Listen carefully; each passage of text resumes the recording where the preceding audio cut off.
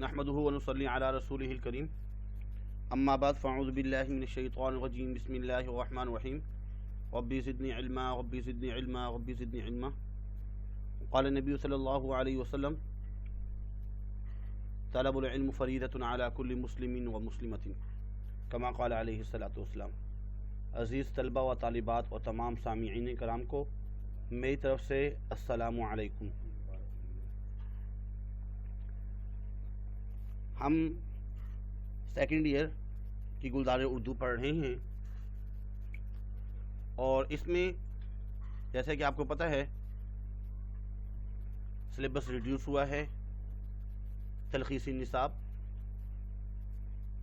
जो बोर्ड के पेपर में आएगा, एक तो अफसाने, उसमें नया कानून, चोर और हमसफ़र, ये हम पढ़ेंगे इंशाल्लाह। और ड्रामे में आराम सुकून, समंदर का दिल, सवाने और शख्सियत में सीरत मुहम्मदी सल्लल्लाहु अलैहि वसल्लम की जामियत, डिप्टी नज़ीर अहमद की कहानी, मौलवी अब्दुल हक, और मज़ामीन में अज़्म व जज़्म, इस्लाम में गदागरी की मज़म्मत, उर्दू ज़रिया तालीम। इसके बाद हिस्सा नज़म में मंजूमात में हम्द, नात, इसरार कुदरत, अकबर और मगरबी तालीम, और देश से आने वाले बता, हज़रत फ़ातिमा ज़हरा रज़ियल्लाहु अन्हा की रुख़सती, एक रेल के सफ़र की तस्वीर खींचता हूँ। ग्रामर में हम ज़ुबान शनासी में इबारत में मुआविन फ़ेल की तलाश, कोई भी इबारत है उसमें हेल्पिंग वर्ब की तलाश हमें पता होना चाहिए कि हेल्पिंग वर्ब कौन कौन से हैं। इशार के अंदर, गज़लों के अंदर हमें सनाए और बदाए की पहचान हो, पता हो कि इसमें इस्तिआरे कौन कौन से हैं और तशबीहात कौन कौन सी हैं। मुरकब जुमलों का दुरुस्त इस्तेमाल, आप बीती, रमूज़ औकाफ, जितने भी जो है वक्फ की जगह होती हैं, फुल स्टॉप वगैरह जितने भी हैं, इन्वर्टेड कॉमास वगैरह, उसको पहचानना, और मज़ामीन, मज़मून नवेसी, ये तमाम चीज़ों से आगाही होगी इंशाअल्लाह। गज़लियात में इंशाअल्लाह अज़ीज़ हम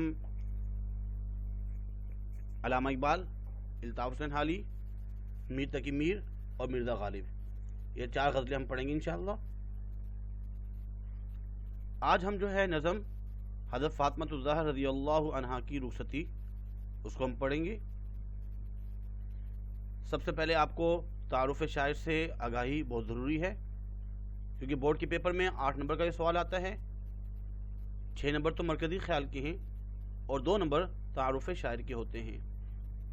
हज़रत फ़ातिमा ज़हरा रज़ियल्लाहु अन्हा की रुख़सती के शायर का नाम हफ़ीज़ जालंधरी, अबुल असर हफ़ीज़ जालंधरी।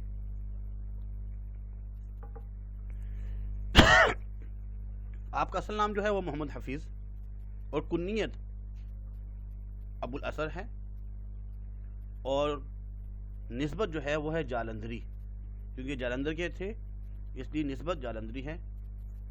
आपने सहाफ़त की शोबा इख्तियार किया और माहनामा एजाज़, माहनामा शबाब, नौनिहाल, हज़ार दास्तान, फूल, तहज़ीब निस्वां से वाबस्ता रहे। आपको फ़न शायरी पर उबूर हासिल था। शहरी मौज़ूआत और इसनाफ़, मसलन गीत, नज़म, गज़ल के कादिरुल कलाम शायर थे, यानी कलाम पर कुदरत हासिल थी।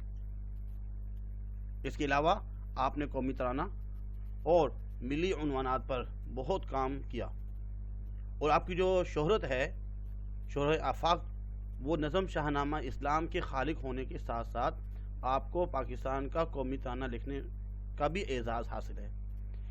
बहुत बड़ा जो इनका कारनामा है वो है शाहनामा इस्लाम। ये तराना 120 तरानों में से मुंतखब हुआ। 120 लोगों ने तराने वगैरह जो है लिखे, कौमी तराने। उन 120 तरानों में से हफ़ीज़ जालंधरी का जो कौमी तराना था वो मुंतखब हुआ, उसकी सिलेक्शन हुई। मुल्क शुआरा फ़िरदौसी इस्लाम और नवाब हसनुल मुल्क बहादुर, ये आपके अलकाब और खिताबात थे। आपकी मशहूर किताबें दर्ज झेल हैं, सामने आपको जो है स्क्रीन पर नज़र आ रही हैं। बहार के फूल, नग़्मा-ए-ज़ार, سوز و ساز، تلخابہ شیریں، شاہنامہ اسلام، کلیات حفیظ جالندری اور چونٹی نامہ، اور معیاری افسانے، سلام، حفیظ جالندری کا سلام اور چراغ سحر۔ اس کے بعد آپ کو یہ سامنے جو ابوالحسن حفیظ جالندری کا قومی ترانہ نظر آ رہا ہے، یہ ان کے اپنے ہاتھ کا لکھا ہوا ہے۔ نیچے جو حفیظ لکھا ہوا ہے یہ انہوں نے خود لکھا ہے، اپنے ہاتھ کا لکھا ہوا ہے، ان کا قومی ترانہ ہے پاک سرزمین شاد باد۔ ان کا مرکزی خیال سب سے پہلے پڑھتے ہیں یہ سبق کا، جو کہ آپ کو بورڈ کے پیپر میں یاد کرنا ہوگا، سمجھنا ہوگا۔ اس نظم میں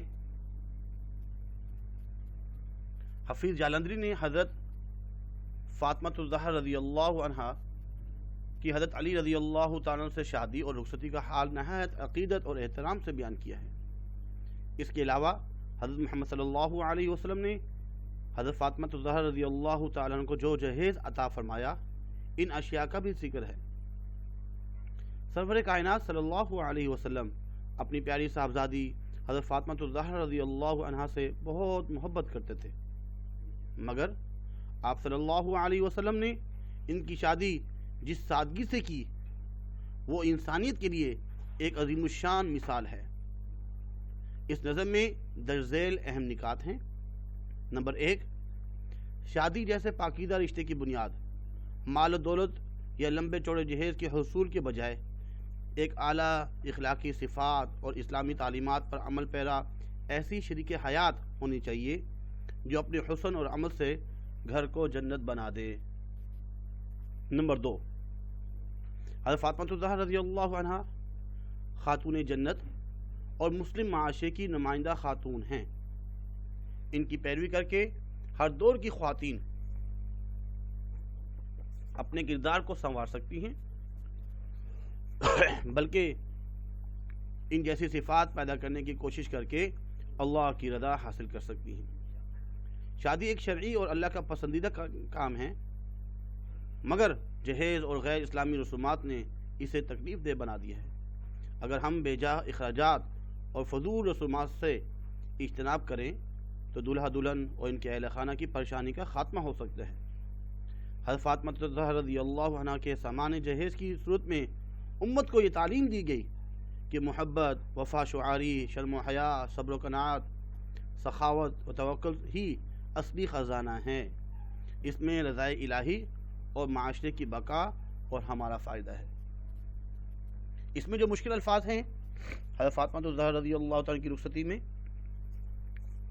پہلے شعر میں جو لاڈلی کا مطلب ہے پیاری، جامہ، عفت کا جامہ، جامہ لباس کو کہتے ہیں، پاک دامنی کا لباس، گہنے، زیورات، سونے کی جو چوڑیاں ہوتی ہیں، گہنے،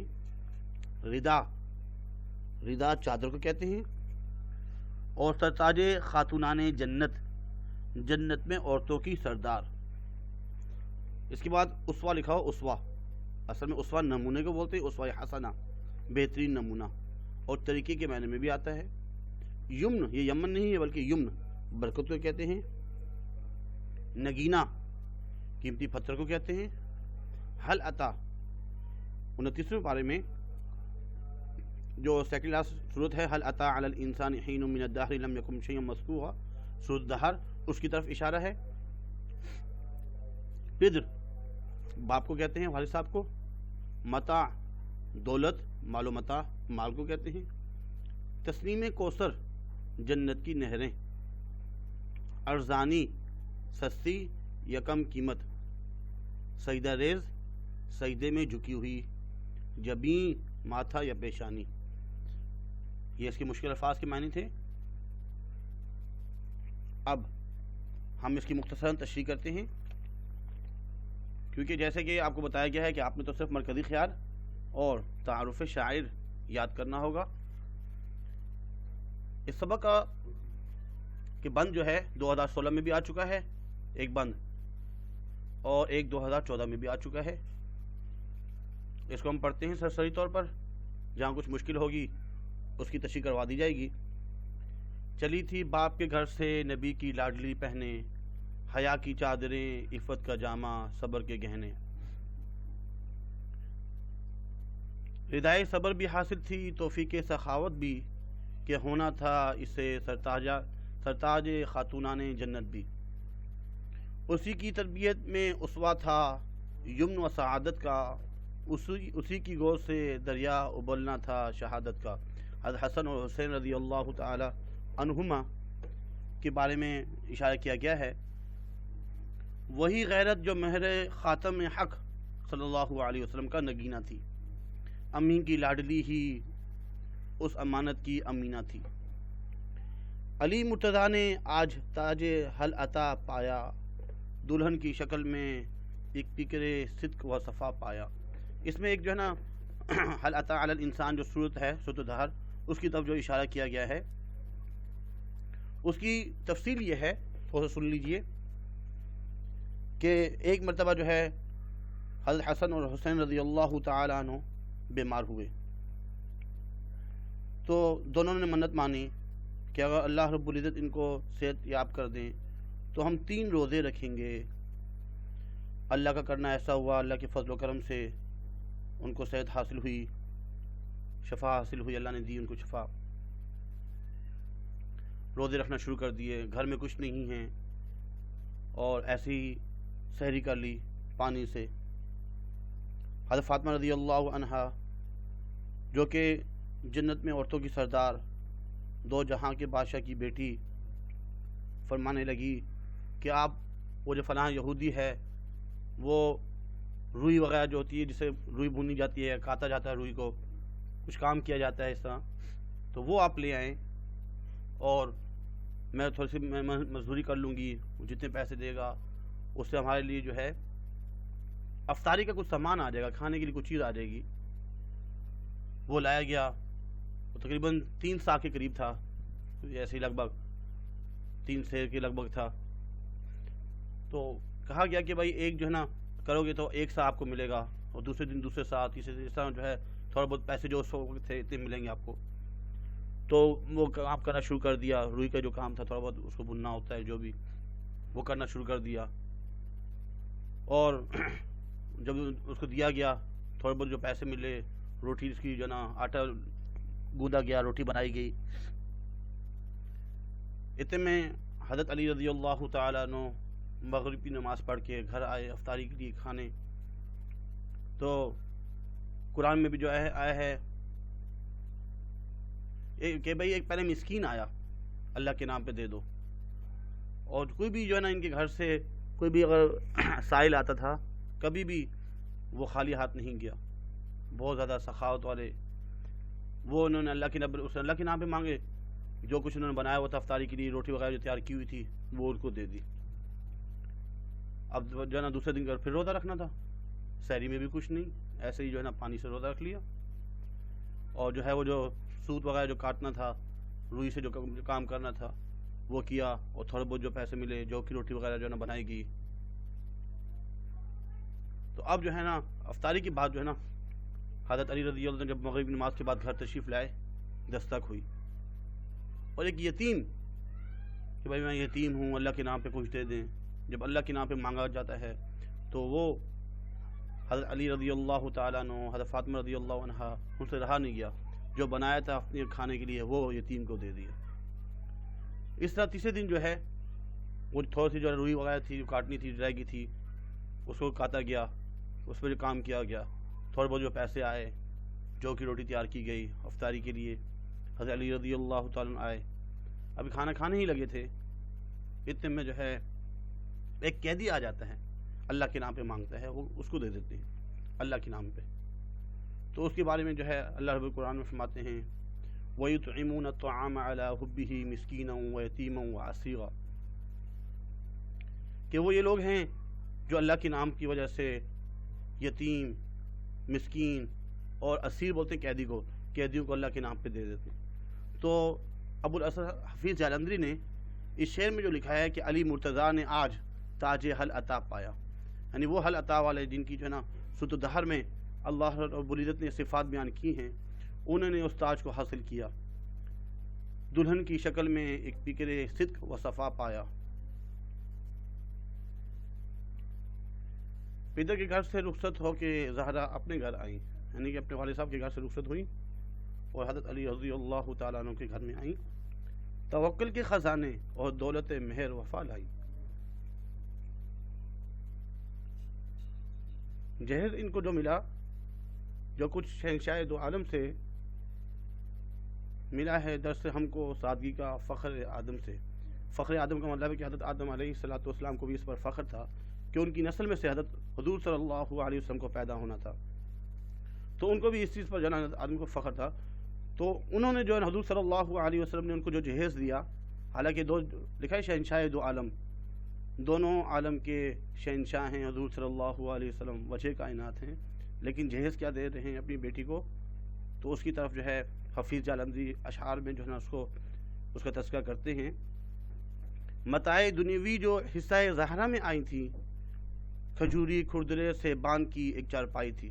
ایک چارپائی جو نا جو دی گئی تھی، جو کہ ایک کھجور سے بنی ہوئی، اس کی جو نا اس کے جو ہے کھجور سے بنی ہوئی ایک چارپائی جو ہے ان کے حصے میں آئی۔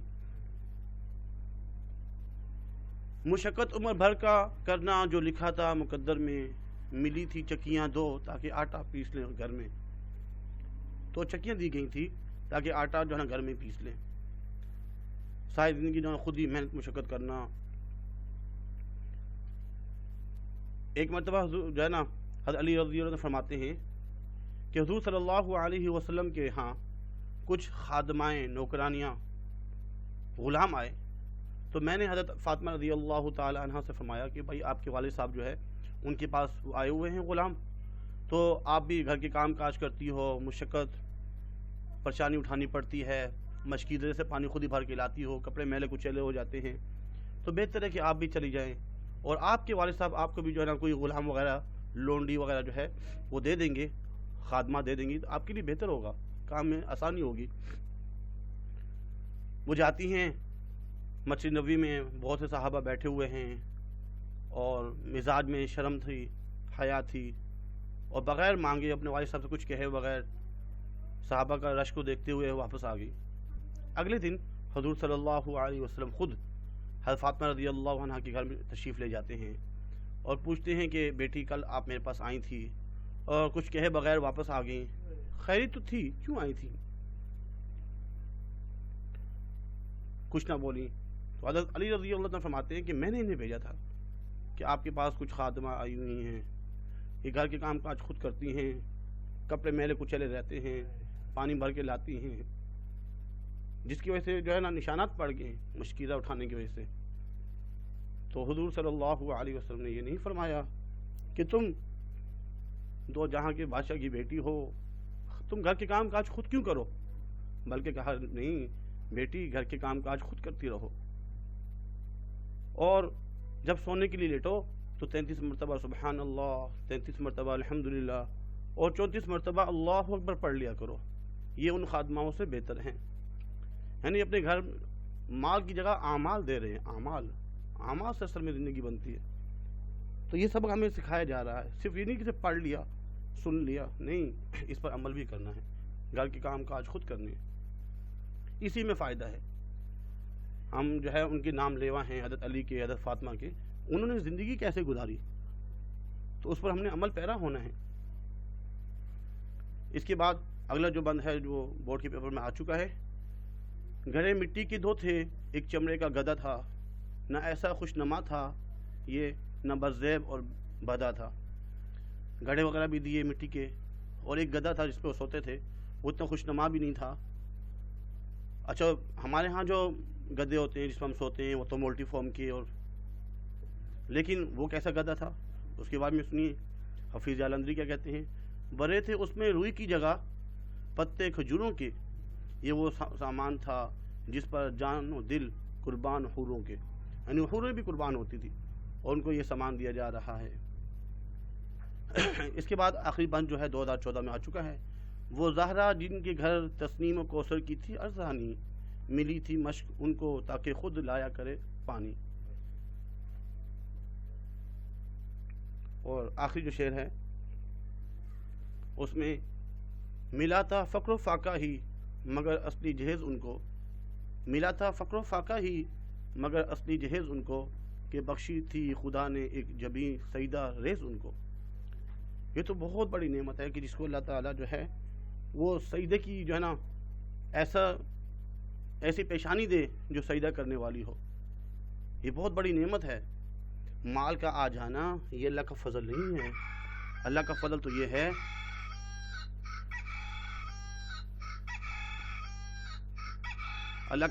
ہے کہ ایسی جو ہے پیشانی مل جائے کہ جس میں انسان جو ہے وہ اللہ کو یاد کرے.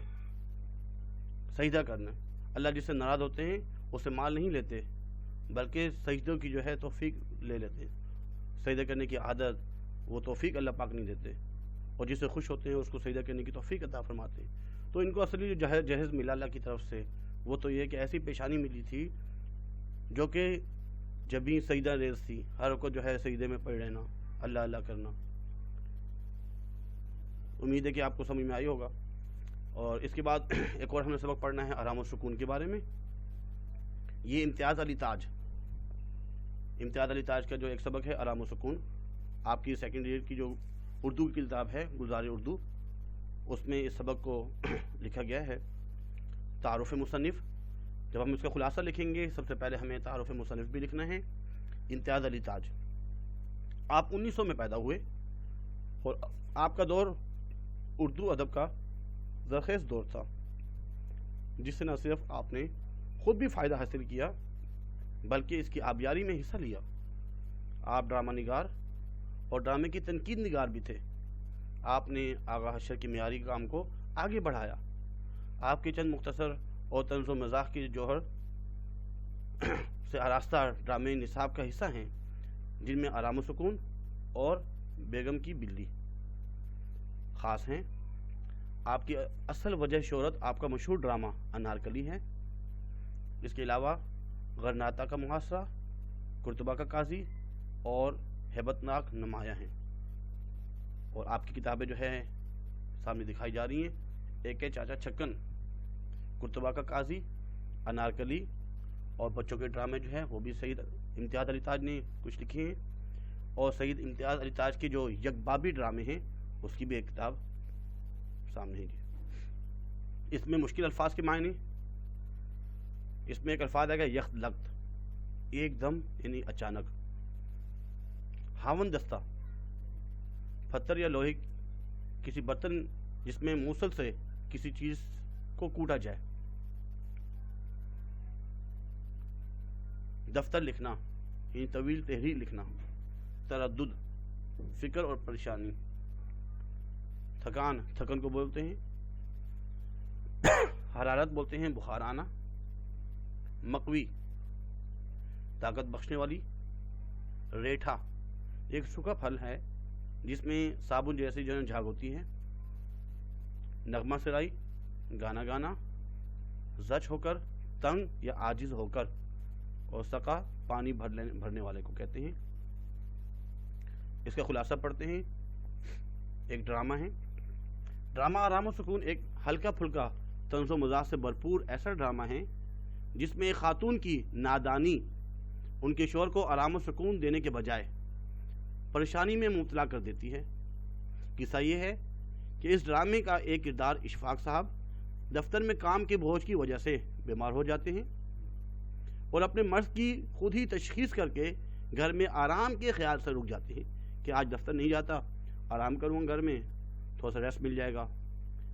ان کی بیوی معائنے کے لیے ڈاکٹر صاحب کو بلواتی ہے. ڈاکٹر صاحب بتاتے ہیں کہ انہیں کوئی بیماری نہیں ہے، بس کام کی زیادتی کی وجہ سے تھوڑا سا بخار ہو گیا ہے، آرام کریں گے تو ٹھیک ہو جائیں گے. ڈاکٹر انہیں طاقت کی کچھ خوراک لکھ کر دیتے ہیں جن کے کھانے سے وہ دوبارہ صحت مند ہو سکتے ہیں. اس بات کی خاص تاکید کی وجہ کی کہ اشفاق صاحب کے کمرے میں کسی قسم کا شور و غل نہ ہو، انہیں مکمل آرام کی ضرورت ہے. اشفاق صاحب کی بیوی ڈاکٹر صاحب کی بظاہر تو ہاں میں ہاں ملاتی ہیں. یہ بھی کہتی ہیں کہ ڈاکٹر صاحب میں تو انہیں آرام کرنے کا کہتی ہوں، مگر یہ ہر بار دفتر میں کام کی زیادتی کا بہانہ بنا لیتے ہیں. وہ در حقیقت ڈاکٹر صاحب کی کسی بھی ہدایت کو، اور خاص طور پر یہ ہدایت کہ ان کے کمرے میں کسی قسم کا شور برپا نہ ہو، ہوا میں اڑا دیتی ہے. وہ اپنے شوہر کے سراہانے کھڑے ہو کر ہی چیخ چیخ کر اپنے ملازم سے کہتی ہے کہ ڈاکٹر صاحب کا بیگ ان کی گاڑی میں چھوڑاؤ. پھر وہ ہمدردی میں اپنے شوہر سے بات شروع کرتی ہے، لیکن شوہر کا بالکل بھی بات کرنے کا دل نہیں چاہ رہا ہوتا، اس لیے وہ ہوں ہاں میں جواب دیتے ہیں. بیگم کہتی ہے کہ میں آپ کے سراہانے گھنٹی رکھ دیتی ہوں، جب ضرورت ہو تو بجا دیجیے گا، لیکن گھنٹی اپنی جگہ پر نہیں ملتی. اس پر بھی بڑبڑاتی ہے. تھوڑی دیر بعد دروازے پر دستک ہوتی ہے. بہت تیز سے جو دستک بھی دیتا ہے. معلوم ہوتا ہے کہ سقا آیا ہے، جو پانی وغیرہ جو ہے نا دینے کے لیے آتے ہیں. اس پر بھی برستی ہے کہ اتنی دیر سے آئے ہو، ہے اگر آئندہ دیر سے آئے تو نوکری سے نکال دوں گی. خود ہی شور کرتی ہے اور خود ہی کہتی ہے کہ شور نہ کرو. ان کا جو خادم ہے اس کا نام ہے، جو ملازم اس کا نام ہے للو. اب للو جو ہے وہ جب ریٹھے نہیں ملتے، ریٹھے پیٹنے ہوتے ہیں، کوٹنے ہوتے اس کو، تو اسے ڈانٹتی ہے. بچہ جب کھلونا گاڑی چلاتا ہے تو اس کے شور کو بھی روکنے کے لیے بچے پر چلاتی ہے. وہیں کھڑے کھڑے اپنے شور کے پاس وہیں سے چلا رہی ہوتی ہے، شور مچا رہی ہوتی ہے اور اسے تھپڑ لگا دیتی ہے. تھوڑی دیر بعد نوکر صاحب کے کمرے میں جھاڑو دینے لگتا ہے. نوکر بھی آ جاتا ہے، کمرے میں جھاڑو لگا رہتا ہے. وہ اسے ڈانٹ کر بھگاتے ہیں تو کمرے میں رکھے فون کی گھنٹی بجنے لگتی ہے. کوئی بھی بلانے پر نہیں آتا تو مجبوراً خود ہی فون اٹھاتے ہیں. فون پر کوئی خاتون ہوتی ہے. ان کی بیکار گفتگو سن کر بستر پر واپس آتے ہیں تو بیگم کمرے میں آ کر پوچھتی ہے کہ کس کا فون تھا. اس پر بھی ناراض ہوتی ہے کہ پوچھ لیتے کون صاحبہ تھیں. اسی دوران ان کے پڑوس سے ہارمونیم کی آواز آتی ہے. کوئی گانا بجانا شروع کرتا ہے، میوزک کی آواز آ رہی ہے. بیگم کو کہتے ہیں کہ ان کو ایک رکا لکھ کر بتا دیں کہ میں بیمار ہوں، اس لیے برائے مہربانی آپ نغمہ سرائی نہ کریں. بیگم رکا لکھنے لگتی ہے تو ان کا بیٹا گر جاتا ہے، اسے چوٹ لگتی ہے تو وہ رونے لگتا ہے. بیگم اپنے شوہر کے سراہانے بیٹھے بیٹھے وہیں سے اسے ڈانٹتی ہے. دروازے پر فقیر صدا لگاتا ہے، بھیک مانگتا ہے، صدا لگاتا ہے. اتنے میں للو ریٹھے کوٹنے لگتا ہے، اس لیے فقیر کی آواز نہیں سن پاتا. گھر میں شور بڑھتا ہی جاتا ہے. ایک طرف گانے کی آواز آ رہی ہوتی ہے، دوسری طرف بچہ رو رہا ہے. فقیر دستے پر صدا دے رہا ہے اور خاوند دستے کی دھمک پیدا ہو رہی ہوتی ہے. اور خاوند اس ماحول سے گھبرا کر بیگم صاحبہ سے اپنی ٹوپی اور شیروانی مانگتے ہیں. بیگم پوچھتی ہے کہاں جا رہے ہیں تو جواب دیتے ہیں دفتر جا رہا ہوں آرام و سکون کے لیے. اس ڈرامے کا یہ اختتام بڑا ہی خوبصورت ہے کہ پڑھنے والے کے ہونٹوں پر بے اختیار مسکراہٹ آ جاتی ہے. یہی مسکراہٹ مصنف کی کامیابی ہے. تو اس میں جو بتایا گیا ہے آرام و سکون گھر میں، تو جو نا کیونکہ دنیا میں تو انسان کو آرام و سکون حاصل نہیں ہوتا، خاص طور پہ گھر پہ، اور ایسی بیوی ہو جو بہت ہی شور کرنے والی ہو. اور بیٹا اس کا جو ایک ڈرامہ ہے ایک خاکہ سے تیار کیا گیا ہے، وہ بھی ساتھ جو ہے نا پارٹ بی کے اعتبار سے جو ہے نا وہ بھی اپلوڈ ہوگا. اس کو لازمی دیکھیے گا. اس کو دیکھنے سے آپ کو جو ہے پورا جو ہے اس کی کہانی کا خلاصہ سمجھ میں آ جائے گا. آج کے لیے اتنا ہی کافی ہے. اپنا خیال رکھیے گا. وما علینا الا البلاغ.